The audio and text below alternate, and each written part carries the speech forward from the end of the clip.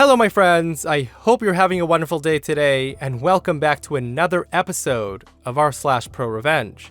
There's two stories in this episode.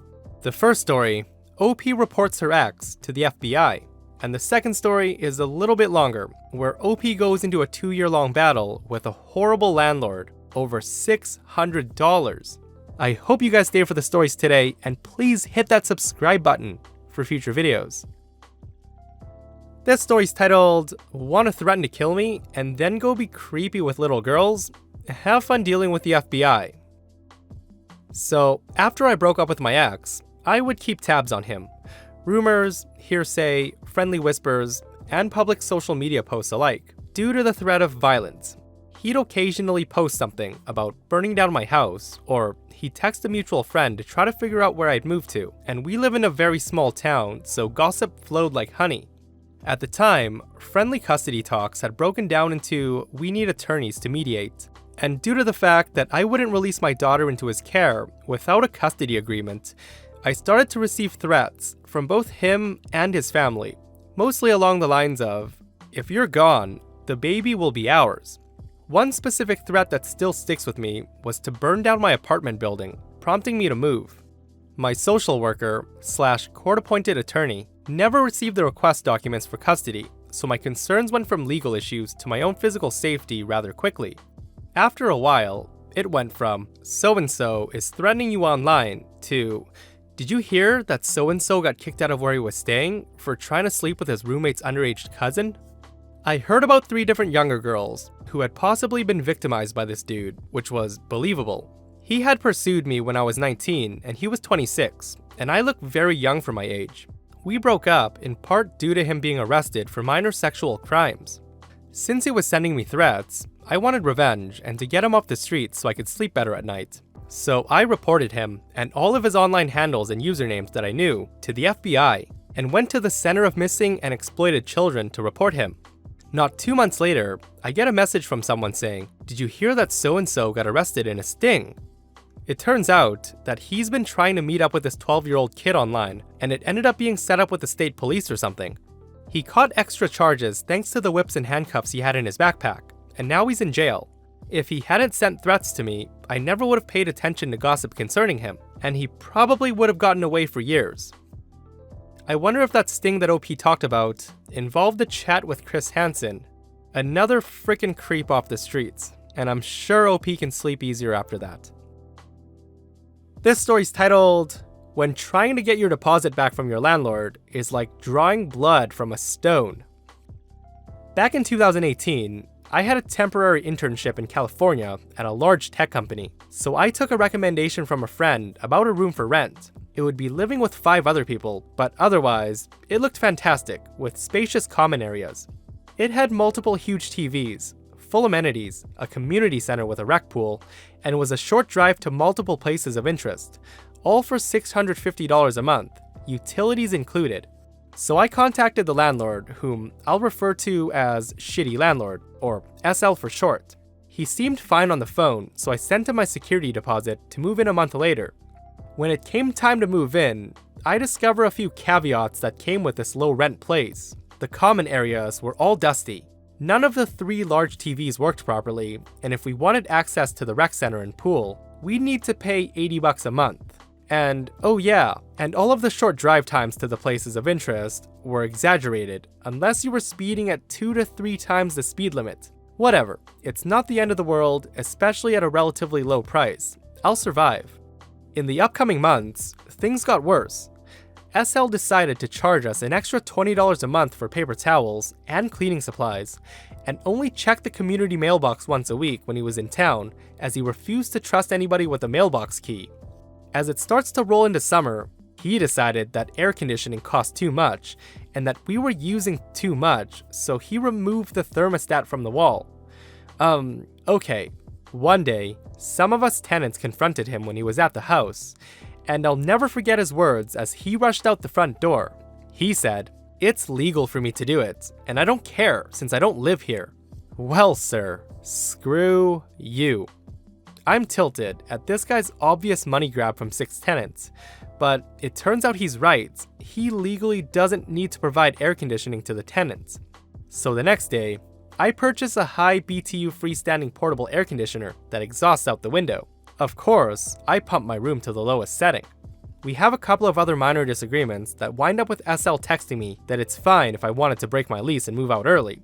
When he finally gets a whiff of my AC setup, he comes up to my room to complain about my AC unit, and I reply curtly, "This is 100% legal for me to do since you said electricity was covered in the rent." He leaves and later sends me a text that says, "About the AC unit you have in your room. If you choose to run the AC in your room at 50 degrees because your computer generates so much heat, then that's your choice. But you'll need to pay an additional $100 per month for the additional electricity you've been spending, and that's going from the time you installed it in the room without my permission. Thank you so much." Unbeknownst to him, I'm taking this move-out offer seriously, and this whole time, I've been rallying the troops. All the tenants have been upset about everyone's living situation, so with some minor encouragement, I managed to convince 2 of the other 6 tenants to move out at the same time as me, since they were on a month-to-month arrangement. I finally submit all of our notices to vacate at the same time, barely a week before my previous conversation with him, and he's pissed. He was just trying to get me out of the house, but now he has 3 rooms to fill instead of just 1. I asked about my legally mandated move-out inspection, and he said he's too busy to perform an inspection and for me to just get out. Well, that's illegal, but okay. So time comes to move out. We all move out, and I text him about my security deposit. No response. I text again. No response. Oh, okay. I see where this is going. I spend days and days reading the law, compiling evidence and screenshots, and listing the laws that were broken. The smoking gun was the statute that requires a pre-move-out inspection and a list of things to fix and an itemized list of deductions within 21 days, or else the landlord loses the right to withhold any of the deposit. In addition, he would be subject to treble damages if he's found to be acting in bad faith. I text again and again. I give him plenty of leniency, and I even cite the laws so I can prove in court that I'm acting in good faith and that he intentionally ignored all the laws that I made him aware about. The guy probably thinks I'm a young pushover college student who won't follow through with legal threats. Well, sir, we are going to court because I'm petty as hell when it comes to people trying to take advantage of me and screw me over. I file in small claims court for $650 plus treble damages, plus court costs, and he files a counterclaim of $2,000 for damages to the property, claiming that I caused flooding and I broke the microwave. Okay, buddy, game on. In response, I gather 3 testimonies from the 3 other tenants and build my case into a 40-page packet of evidence, complete with page numbers, a table of contents, and descriptions for every screenshot and photo. I make 3 copies of everything and submit it to the court and the defendant, landlord. The court date is set for November, and I leave the state just before Christmas, so just in time to appear in person since my internship ends and I fly home in December. He starts filing requests to postpone the trial. He cites a doctor's appointment, and the motion is granted. Court date is rescheduled for a month later. It's in December, but still before I fly home. New court date approaches, and he files another request to postpone, citing another doctor's appointment. Somehow, that motion is granted as well, and we're rescheduled yet again to January.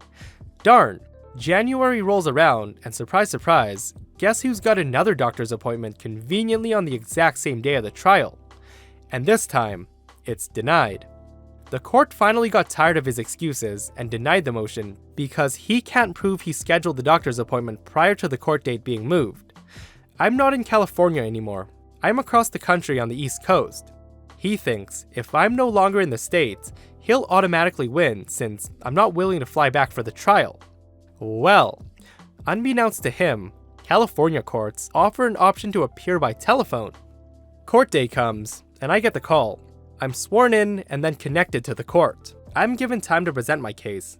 Unfortunately, I didn't prepare a script, so I kinda summarized the events and explained why I deserved the money. Then landlord gets time to defend himself and explain his counterclaim. He doesn't prepare anything either, and he ends up rambling about some random things that doesn't help his case at all. For example, he spends a lot of the time complaining how another one of the tenants was so shitty and so his behavior was justified. He doesn't have a sliver of evidence for his counterclaim when the judge asked for it. The judge asked a few more questions and announces that he'll review the evidence and will get the decision in the mail. A couple of weeks later, I get the judgment saying that I'm owed $650 and that the landlord gets nothing. Well, damn, no treble damages for me. However, it's just my luck that this guy is a real piece of crap that won't accept defeat. He files an appeal for who knows what, and it's granted. The redo trial is scheduled for May. This time, I'm 10 times more prepared. Once again, I'm sworn in, and they connect me to the courtroom speaker. This time, I have a hashed out script that I read, making sure to emphasize how often I informed him of the law, how often he knowingly broke the law, and how I offered so much leniency and so many opportunities to do the right thing. And once again, he doesn't prepare anything, but instead rambles on so much that even the judge tells him to get back on track multiple times. The guy claims that I caused water damage and had to replace all the carpets. The judge asked for an invoice or receipt, and he has none. He then claims that I broke the microwave, so the judge reads him the 3 witness statements that all state that I didn't break the microwave, and he accuses us of lying. At this point, the judge clearly sounds done with him and says we'll get his decision in the mail, and the call ends. A couple of weeks later, I get the judgment. I'm owed $1,800, and the landlord still gets nothing. Well, damn, would you look at that? His appeal did not quite work out well for him. So he goes from owing $650 to owing me $1,800. Being the idiot he is, he files for a mistrial, claiming that I was not sworn in and that I lied in my testimony, and it's denied. Outside of court, he calls me and offers a payment plan of $20 a month, which will take 7.5 years to pay back, or, in other words, he's still refusing to pay up. Okay, I see how collecting my money's gonna be. I figure out that he banks at the Bank of America by looking up the checks I gave him for rent and seeing where they got cashed. I file for a writ of execution that will allow me to perform a bank levy. It's granted, so I prepare a packet for the Los Angeles County Sheriff's Department to go to the Bank of America and take his money. They serve him with papers and orders the Bank of America to freeze his account. After his allotted time of 30 days to contest the seizure, they seize his money plus 10% of interest plus sheriff fees. I finally get the glorious check in the mail 20 months after moving out.